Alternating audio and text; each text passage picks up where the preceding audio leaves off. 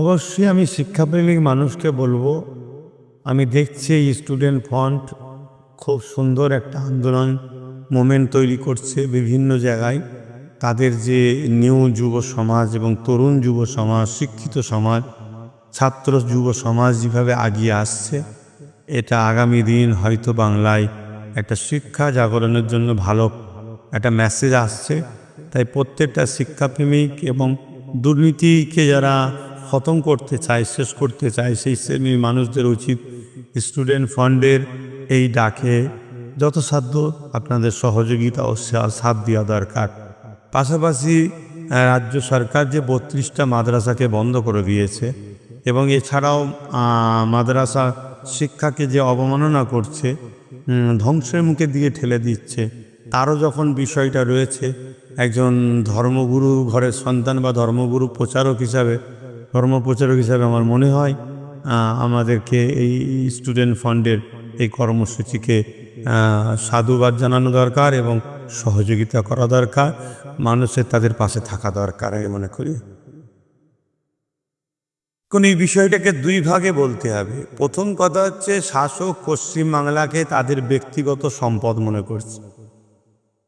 সে মনে করছে পশ্চিমবাংলা আমি আর আমার ভাই বিজেপি এরাই শুধুমাত্র প্রোগ্রাম করতে পারবে, অন্য কাউকে করলে ডিস্টার্ব করব, পুলিশদের পিটবো, রুখবো, কেস দেবো, অন্য কাউকে করতে দেবো না। কেন? পশ্চিমবঙ্গ আমাদের ব্যক্তিগত। যেমন বিজেপি মনে করছে দেশটা তাদের ব্যক্তিগত, ঠিক এই চিন্তাধারাতে তারা আজকে এই রকম কাজ করে চলেছে। তাই তাদের এই সংবিধান বিরোধী যে ভাবধারা বা চিন্তাধারা, এটাকে আমি তীব্র নিন্দা জানাচ্ছি এবং আমার একজন সংবিধান প্রেমিক দেশপ্রেমী মানুষ হিসাবে বিজেপি এই টিএমসির এই কর্মকাণ্ডে এবং বিজেপি যেভাবে চিন্তাভাবনা, উভয়ের এই চিন্তাভাবনার বিরুদ্ধে আমি প্রতিবাদ জানাচ্ছি। পাশাপাশি এই যে বিভিন্ন রাজ্যে বাঙালিদের ওপরে যে অত্যাচার কেন্দ্র ফ্যাসিস্ট সরকার করছে, সেও চরমভাবে দেশের যুক্তরাষ্ট্রীয় কাঠামোকে ধ্বংস করতে চাইছে এবং বাংলা ও বাংলা ভাষাকে অপমান করছে, অবজ্ঞা করছে, অপমান করছে। অথচ দেশ স্বাধীনতার জন্যে বাংলা ভাষার বীর সন্তানেরা, যারা মাতৃভূমি বাংলা ছিল, নেতাজি সুভাষচন্দ্র বসু থেকে হাফিজ তিতুমির থেকে শুরু করে এভাবে বহুত কতজনের নাম বলবো, যে অবদান তাদের রয়েছে, আমি অন্য সবার অবদানকেই সাধুবাদ জানাচ্ছি, ধন্যবাদ জানাচ্ছি বা শ্রদ্ধা জানাচ্ছি। কিন্তু তুলনামূলক বাংলা সব থেকে বেশি কিন্তু দেশ স্বাধীনতার বীর পুরুষ দিয়েছে, তাদের অবদান অনেকটা বেশি রয়েছে। তা সেই জায়গায় আমার কোনো এক জায়গায় যেন মনে হচ্ছে এই জন্যে বাংলার উপরে একটা বেশি রাগ। কেন? বর্তমান কেন্দ্র সরকার তো ব্রিটিশ পলিসি বা ব্রিটিশদের যেন মনে হচ্ছে দেখানো রাস্তাতে চলতে চাইছে, দেশকে শেষ করতে চাইছে, দেশের মধ্যে গোলামি প্রথা শুরু করতে চাইছে। তো এটা যেমন কেন্দ্র সরকার নিন্দার কাজ করছে, আর রাজ্য সরকার যে কলকাতায় প্রোগ্রামটা করেছে, এক তো নিজে বলছে যে অন্য কেউ কলকাতায় আন্দোলন করতে পারবে না, বিশেষ করে অকাবলিয়া বলেছিল আন্দোলন করতে পারবে না। এ থেকে বোঝা যাচ্ছে এই ওয়াকাবটা মুসলমানদের ধর্মীয় ইস্যু, তো তাই রাজ্য সরকার মুসলমানদের মসজিদ, মাদ্রাসা, কবরস্থান, ঈদগাহ, খানকা গেলে রাজ্য সরকার বড় খুশি হবে। কেন? তিনি যে মুসলিম বিদ্বেষী, ইসলাম বিদ্বেষী, তার একটা বহিঃপ্রকাশ, এটাও একটা তার প্রমাণ। পাশাপাশি রাজ্য সরকার যে আন্দোলনটা করতে নামলে শুধুমাত্র আইওয়াস একটা নাটক করলো। রাজ্য সরকার যদি সত্যি পর্যায়ী শ্রমিক বাঙালিদের দরদি হতেন, তাহলে আজকে 2.5-3 মাস কম বেশি ধরে এই অত্যাচার চলছে, আরও বেশি কম বেশি হতে পারে। তো সেই জায়গায় কেন্দ্র সরকারের এই অত্যাচারের, এই জুলুমের প্রতিবাদ আজকে মনে পড়লো। অবশ্য ধন্যবাদ জানাই কংগ্রেস বন্ধুরা, তারা তো দীর্ঘদিন আন্দোলন করে যাচ্ছে, দেখছি অনেক দিন তো পুরো দেশ জুড়ে। আর নওশাদকেও এবং আইএসএফকে, তারা কর্মীদের ঘরেও আমি সাধুবাদ ধন্যবাদ জানাই। তারাও দীর্ঘদিন ধরে এই আন্দোলন করছে এবং কলকাতায় ডিপার্টমেন্টে তারা বিভিন্ন ডেপুটেশন দিয়েছে বিভিন্ন রাজ্যে, যাতে এই একটা একটা অফিস তৈরি করা হয়, সেখানে যোগাযোগের জন্য একটা ফোন নম্বরের ব্যবস্থা করা হয়। এটা তো দীর্ঘদিন আন্দোলন নওশাদ করছে। নওশাদের আন্দোলনের হাইজ্যাকও বলতে পারি, বা আন্দোলনকে ডাউন করে, যাতে করে আমি দ্রুত ভোট আসছে, তো বাঙালি যারা বাইরে থাকে, অবাঙালি, তাদেরকে একটা প্রিয় হয়ে উঠতে হবে, এজন্যে একটা নাটকের জন্য মিছিল, যেভাবে ওই এনআরসির সময় মিছিল করে বেড়ালো। আজকে দেখুন না, বিহারে শুরু হয়েছে, আমার রাজ্য নাকি শুরু হয়ে গেছে, আগস্ট মাস থেকে তার বেরোবে, এনআরসির থেকে ভয়ঙ্কর তাদের মানে নাগরিকত্ব তাদের নাম থাকবে না, এরকম একটা পরিকল্পনা চলছে। তো যাই হোক, এই যে কাজ, যে নিজে বলছে যে আন্দোলন, কেন্দ্র সরকার যখন আইন করছে, কেন্দ্র সরকারের যখন বিরুদ্ধে আন্দোলন দিল্লিকে করো, এটাও তো কেন্দ্র সরকারের বিরুদ্ধে। তাহলে আপনি কেন্দ্র সরকারের সঙ্গে নিজের ভাইপোর জন্য বারবার দিল্লি চলে যাচ্ছে, আপনি দিল্লি যাচ্ছেন না কেন? যে সেখানে বলুন না। আর যদি বলতে না পারেন, ফোনেও তো বলতে পারেন যে এটা কি অত্যাচার হচ্ছে, বা যে রাজ্যগুলো অত্যাচার করছে সে রাজ্যের সিএমকে তো ফোন করতে পারেন। এখন বললে বলবে আমি কীভাবে রাজ্য চালাবো, কাউকে জ্ঞান দিতে হবে না। এর আগে যখন বলেছিলেন বলতো জ্ঞান দিতে হবে না।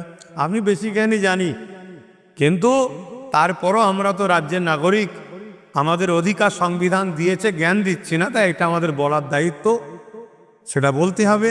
সংবিধান বাঁচাবার স্বার্থে দেশের মানুষের জন্য কথা বলতে হবে।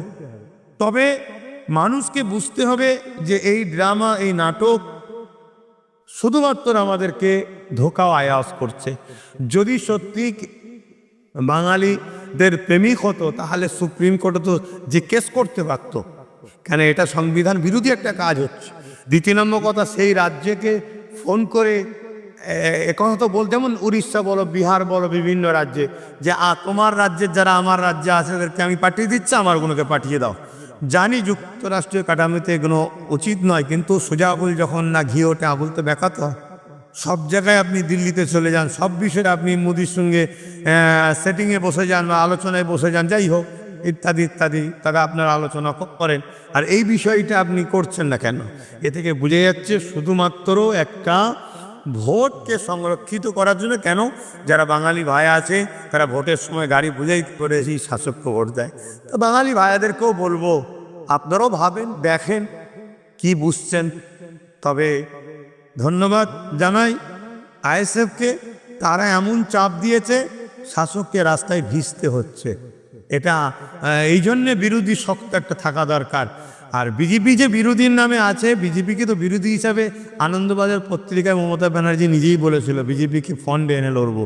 ওটা শুধুমাত্র ফর শো, ওই বিরোধীতে কোনো কিছু কাজ হবে না, কেন দুজন একই টাকার ইদিক আর ওদিক। সেটাই বলবো।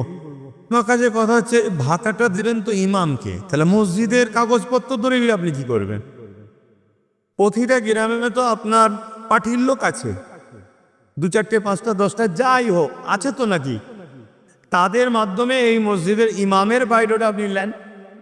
পরবর্তীতে ইমামকে যদি আপনার কোনো কিছু কাজে লাগে, বা ওই কখনো যদি কোনো রকম জিনিসে জড়াতে হয়, ফাঁসাতে হয়, সেটা ইমামকে আপনি বাইরে ভাড়া দিচ্ছেন, ইমামকে আপনি ভাতা দিচ্ছেন, ইমামের সাথে আপনি ডিটেলস দেন।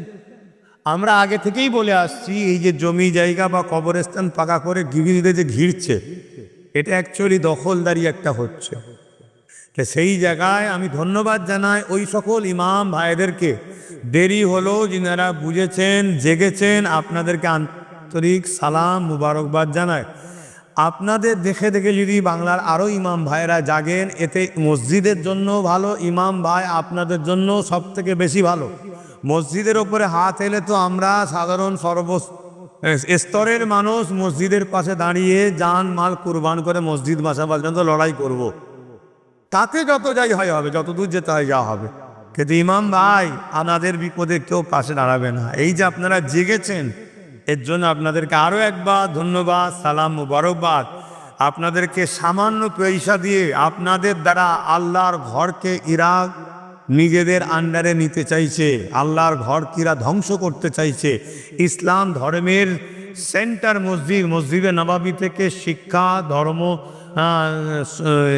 ইবাদত বান্দেগী এবং বহুমুখী শিক্ষা কেন্দ্র মসজিদ নবাবী থেকে আমার রসুল করেছে, সেই মসজিদকে ধ্বংস করে দিতে চাইছে, ইসলামের ঐতিহ্যকে মিটিয়ে চাইছে।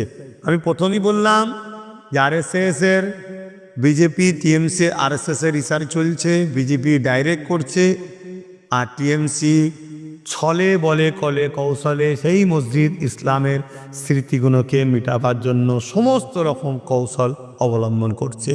দেরি হলো, আমার যেসব ইমাম ভাইয়েরা জেগেছেন তাদেরকে ধন্যবাদ। কিন্তু ভয় হচ্ছে, ভেতরে ভেতরে অনেক মসজিদকে এই শাসকের হাতে বিক্রি করে দেয় না তো, কেন কাগজপত্র দেওয়া মানে জানবেন আপনি বিক্রি করে দিলেন, দিয়ে দিচ্ছেন। আমরা বিগত দিন দেখেছি জমিদারি প্রথাতে ওই লাল খাতায় লিখত, কিছু চা খাবে, বিস্কুট নেবে, কিছু নেবে, গরিব মানুষ লিখত।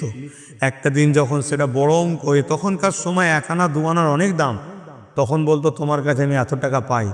তখন বলতো কিসের প্যান, না এই যে এই দিয়েছিলাম। তখন সে দিতে পারতো না, তার জমিটাকে নিয়ে নিত। তার এই যে ইমাম ভাতা, এটা কোনো একটা জায়গায় সেরকমই সেই গোলামি প্রথার, জমিদারি প্রথার, সেই দাসত্ব প্রথার দিকেই নিয়ে যাচ্ছে। আমি এ বিষয়ে ইমাম ভাইদেরকে বলবো, আপনারা আগিয়ে আসেন, সংগঠিত হন। আমি আমার জায়গা থেকে আমি আবার বলছি, আপনারা যদি আগিয়ে আসতে পারেন, এক হতে পারেন, আমি আপনাদেরকে গল্প বলছি না, ফালতু বলছি না। অন্য অন্য রাজ্যে যদি 17,000, 18,000, 15,000 করে মাইনে দিতে পারে ইমামদের, আমার রাজ্যে কেন 20,000 টাকা মাইনে দিতে পারবে না? আমার রাজ্যে তো ওয়াকফ সম্পদ অনেক বেশি। তাই আমি আপনাদেরকে অনেক রাস্তা আছে দেখাবো, যদি আপনারা চান আসুন আমরা একসাথে বসি। অবশ্যই আমরা দুনিয়া আখেরাত উভয় দিকটা হালাল অবস্থায়, আল্লাহর রিজার অবস্থায় আমরা সাকসেসফুল হব।